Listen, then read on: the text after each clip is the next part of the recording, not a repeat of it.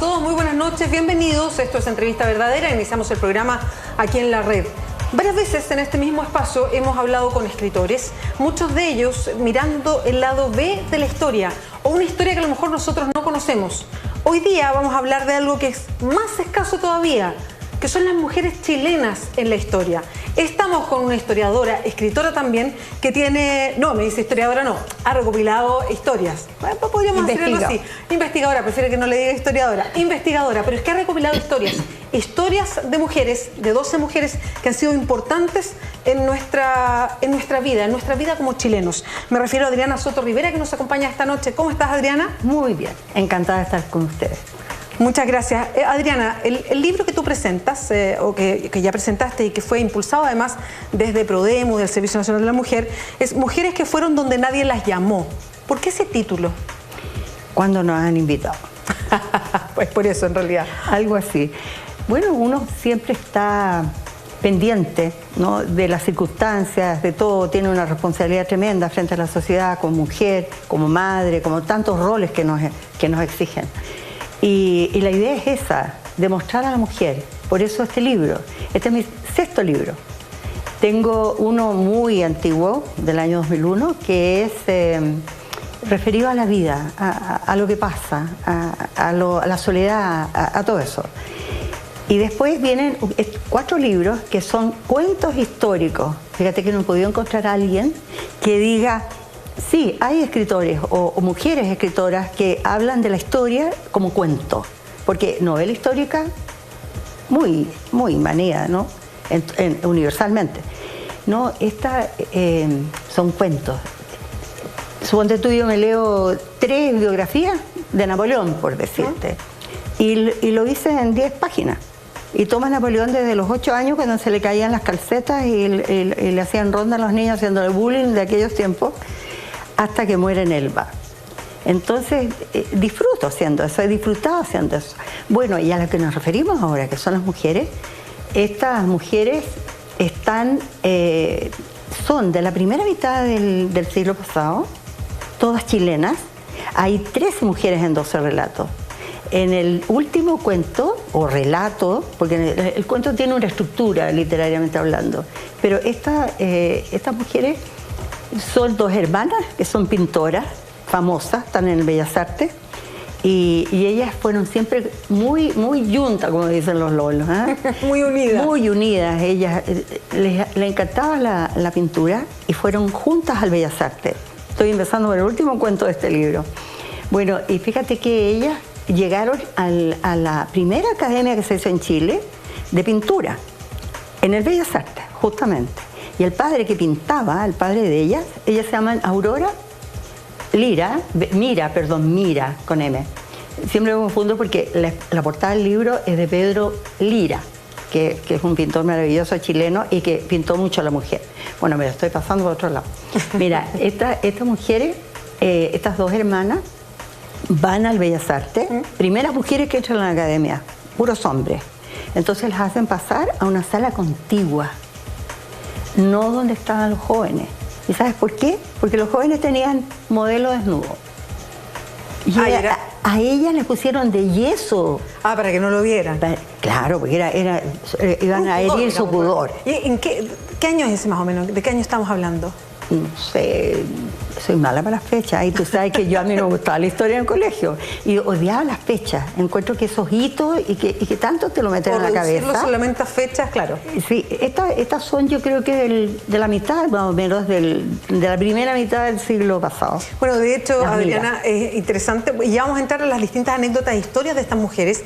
Y que es interesante el título que tú pones, porque efectivamente son mujeres que buscaron su espacio, porque no estaba para ellas. Como pero antes de entrar al detalle, quiero abarcar una cuestión más amplia y que tiene que ver con qué explicación te das tú, que eres investigadora, que has estado rescatando de la historia y te fijaste en estas mujeres que abrieron camino.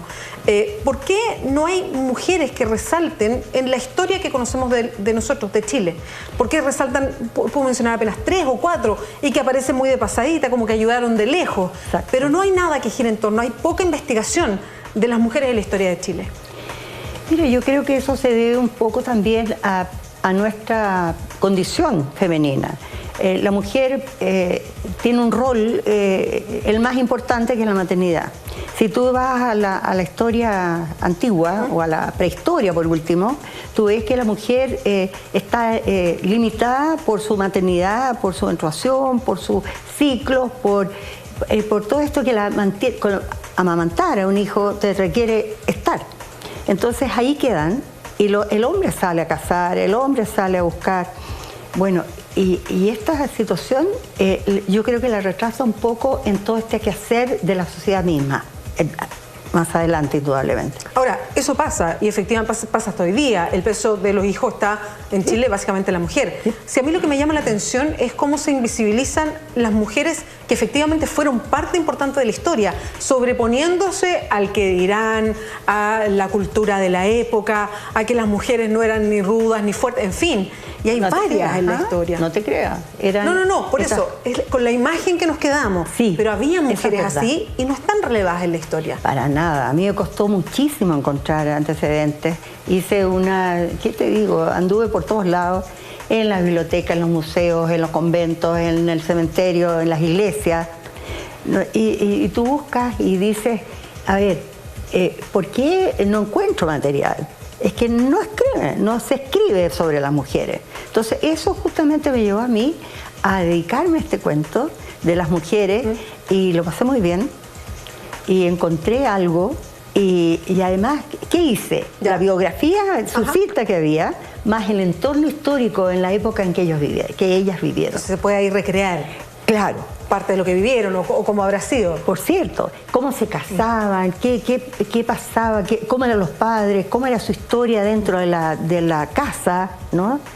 Cómo hubo mujeres que para poder salir de la casa tenían dos opciones, o el convento o el matrimonio. Imagínate. Es decir, y las mujeres se quedaban cruzadas de brazos, haciendo oración, haciendo tejidos, bordados, preparando un baúl para cuando se casaran con su ajuar. Ahora, todas estas mujeres, ya vamos a entrar a quiénes son y cómo las seleccionaste, ¿todas estas mujeres tienen algo en común? Bravas. Buen concepto, me gustó. ¿Qué significa eso? ¿Qué significa que hayan sido bravas? Que lucharon, pues. Que lucharon para poder salir de la casa, para poder integrarse en otras actividades y que las respetaran. Conseguir ese respeto. ¿Y lo consiguieron? Sí. Las que yo presento, sí. Pero por Dios que les costó. Bueno, eso mismo iba a preguntar, y voy a ir a lo general, después a lo particular. Y todas ellas, por lograr esto, que en el fondo lo que hacen es abrir la puerta para otras mujeres, o la ventana, porque no son espacios tan grandes tampoco, ¿sufren muchos costos personales? Sí, yo diría que sí, porque las otras mujeres las critican duramente, que son, qué sé yo, disipadas. Claro, yo voy a decir por suelta, decir algo, pero... por decir algo más fino, pero las mal califican, pero a ellas no les importa. Y hay una maravillosa, ya las veremos. No, sí, pero pero entremos. Primero, antes de entrar a ellas, ¿cómo las seleccionaste? ¿Cómo las fuiste buscando? Fíjate que no las busqué mucho, sino que como que me fueron llegando, diría yo. Fue una búsqueda general y como que ellas llegaron. Sí, yo empecé a ver mujeres, hay un diccionario mujeres, pero te dicen nació tanto y eso esto y se murió a tal otra fecha. Pero no, entonces yo busqué. Por ejemplo, ¿te puedo contar de una? Dale, sí, vamos a ir recorriéndolas todas. Démosle. Démosle. Fíjate que hay una que es la más antigua que tengo yo ahí en el libro, que es una monja carmelita. Muy niña, el padre le ayudaba muchísimo. Entonces ella sabía leer, sabía escribir y era muy audaz. Pero quiso ser monja y se metió al convento de las carmelitas descalzas, nada menos. Bueno, ¿y qué pasó? Que el sacerdote, el confesor de ella, se dio cuenta que era muy hábil, que escribía muy bien, y entonces la hizo hacer una endecha. Una endecha es un poema que relata algún evento importante, alguna catástrofe, por ejemplo, y la obligó a hacerlo. ¿Y sobre qué escribió ella? Es una experiencia personal. ¿Y qué había pasado? Se había desbordado el río Mapocho, estoy hablando del siglo XVII. Se desbordó el río Mapocho y se llevó el convento con monje y todo. Imagínate tú. Entonces ella, esta monja, se libraron todas menos una sirvienta, en ese tiempo así se llamaban, que no era peyorativo, tal vez lo era, ¿no? Una sirvienta, ella fue la única que siguió con el río. Pero curioso, entonces De ella no había nada. ¿Qué hice yo? Fui a la Biblioteca Nacional. Nada. Entonces de repente una señora muy, muy grata, y tengo una suerte de encontrar mucha gente grata como tú. Y fíjate que me dice, vaya al subsuelo de la biblioteca, ahí están los microfilms, yo creo que ahí hay cosas muy antiguas. Perdón, ¿de quién estamos hablando? Estamos hablando de la Tadrea García La Huerta, ya, monja carmelita. Bueno, y fíjate, ahí debe estar la endecha, me dijo. Entré con un lápiz, un papelito y mi carnet, todo lo demás en un locker, porque ahí hay como decirte, caramelos para los investigadores. No, claro, hay parte ¿sí? de los archivos y en fin hay que entrar con cuidado. Sí, y además cuando es un manuscrito se te sienta una persona adelante.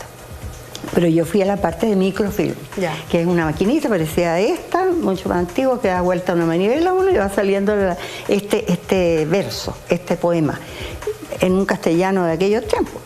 Bueno, en eso me basé yo, que era la historia esta del río desbordado, y empecé a buscar la fecha que pasaba en Chile. Y me encontré con el corregidor Sañartu, que fue el que construyó el puente de Calicanto.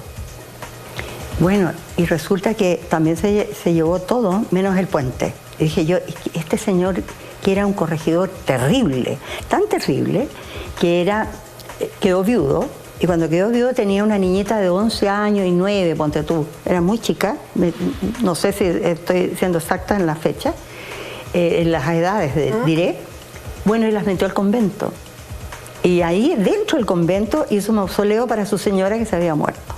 Bueno, él también se murió después, poquito después que terminó el puente de Calicanto, se fue al convento, o sea, lo llevaron al convento, al mausoleo, y se llevó también el río del mausoleo. Las niñitas se salvaron, siguieron siendo monjas. Bueno, y ahí está toda la historia del Santiago de esas épocas.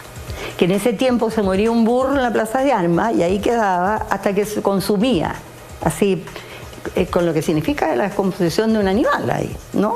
La gente que pasaba por ahí seguramente se tapaba la nariz o eran, no sé si eran tan estrictos en eso. No, me imagino. Pero ahí, claro, y ahí va mezclando la recreación de la época como uno para entender también las lógicas de lo que uno va conociendo de las mujeres. Porque, a ver, hay cosas que no son tan distintas a lo que nos pasa hoy día.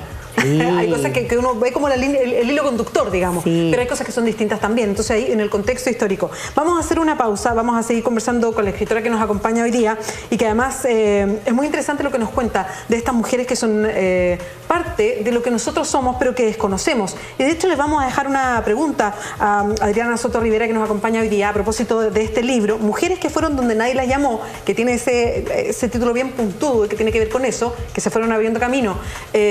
Adriana, yo te quería preguntar, ¿hay discriminación a la mujer y por eso nos enseñan las heroínas que podemos tener, las mujeres que fueron las primeras en la historia que pasamos, por ejemplo, en el colegio, de la que nosotros conocemos? ¿Por qué pasa esto? Y cuando hablamos de una educación no sexista, ¿tendrá que ver también con eso?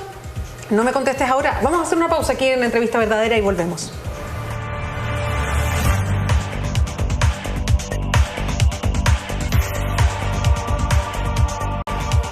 Estamos hablando de las mujeres en nuestra historia a propósito del libro Mujeres que fueron donde nadie las llamó. Con este título la investigadora, la escritora Adriana Soto Rivera recogió la historia de varias mujeres que fueron abriendo puertas. Fueron mujeres adelantadas a su época, básicamente en el siglo pasado. Pero estamos hablando también de lo que significa la mujer hoy día presente en nuestra historia. Yo le preguntaba antes de irnos a la pausa a Adriana su lectura respecto al por qué no hay más historias de mujeres o el impacto que algunas mujeres provocaron en nuestra historia en la enseñanza que tenemos hoy día de la historia, no sé, lo voy a poner bien en sencillo, en el colegio.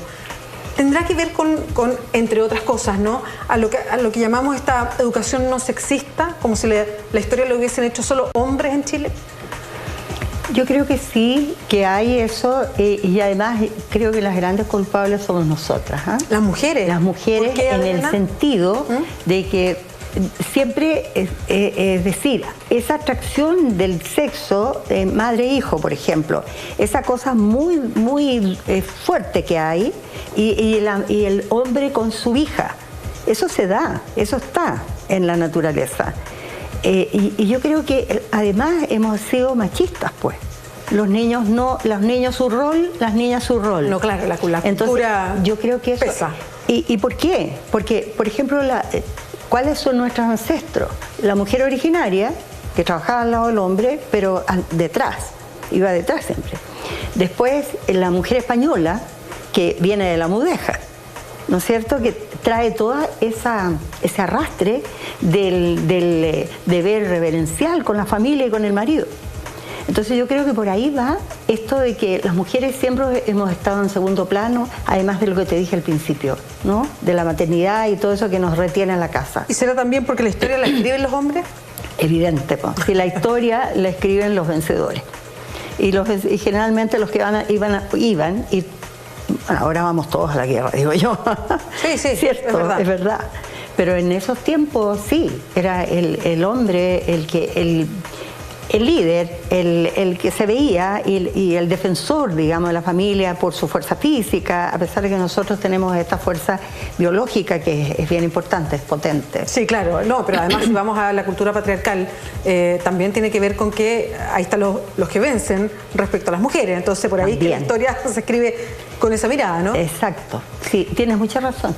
Volvamos entonces, Adriana, a cómo fuiste recuperando estas historias y te quería preguntar también en general, para pasar después a otra de estas mujeres que tú destacas, ¿tienen todas algún lo voy a decir así, detonante común o alguien que las impulse o que les haya hecho el camino un poquito más fácil para convertirse en estas mujeres señeras? No sé, un padre, una madre, una situación de abandono, hermanos que las apoyaran, o no necesariamente. Yo creo que hay de todo eso, ¿eh? Se da. Por ejemplo, el abandono es potente. La Gabriela Mistral fue abandonada por su padre, por ejemplo. ¿Ella es una de estas mujeres que rescata? Sí, pues. Como no, está la premio Nobel. Bueno, sí. También está la santa. Me costó mucho escribir sobre la santa, porque meterse en la cabeza de la Santa Teresa de los Andes, nuestra santa. Meterse en la cabeza de una santa que ve la vida tan distinta, que para ella lo importante es el amor a Dios, y en base a eso es toda su vida, toda su actividad. Escrito, vive como en un mundo más místico, que da esa sensación cuando uno absolutamente conoce más de ella. Claro, pero versus ella, hay una que te quiero mostrar, ¿ya?, que es, a ver, ¿cómo podría definirla? Como te dije antes, brava. Ella es Inés Echeverría. Inés de Echeverría. Inés Echeverría, casada con un Larraín. Ella era periodista. En ese tiempo no iban a la universidad, ¿no?, pero era periodista. No, se hacían en claro, el seudónimo de ella para escribir era Iris, y escribía contra la oligarquía, contra lo que ella era de la sociedad, de la alta sociedad chilena. Sin embargo, escribía en contra de ellos. Se mete en política, se mete en bastantes bromas y cosas enredosas que la obligan a la familia a irse al extranjero. Y otra de los detonantes que ella se va al extranjero con su familia es que la hija mayor se enamora de un señor Barceló y no era bienvenido a la familia, pero a la vuelta sigue este romance y se casa la niña. Bueno, el marido finalmente la mata. Fíjate que el marido era arquitecto. Hizo el edificio de la Nación, de la antigua Nación, el que está de frente a la Plaza de la Constitución, en Agustina. Ya, perfecto. Él es el arquitecto de ese edificio. Bueno, y este personaje, fíjate, la maltrataba en todos los aspectos a esta niña. Y ella estaba tan enamorada y estaba con ese síndrome del abusador que la víctima acepta, y ella sufre todo eso callada, nunca le dijo nada a su familia. Bueno, finalmente este señor la mata. Y Iris, la madre de esta niña, la ve muerta y no ceja nunca más de lidiar hasta que logra que el primer hombre de la alta sociedad chilena es fusilado por la justicia. Condenado por haber matado a su mujer, con una historia de maltrato. Claro. Bueno, esa historia es potente, ahí tiene mucho que ver con... Debe ser de las primeras historias de un hombre que termina así fusilado por algo que no sé cómo habrá sido en la época. El tema del maltrato no era...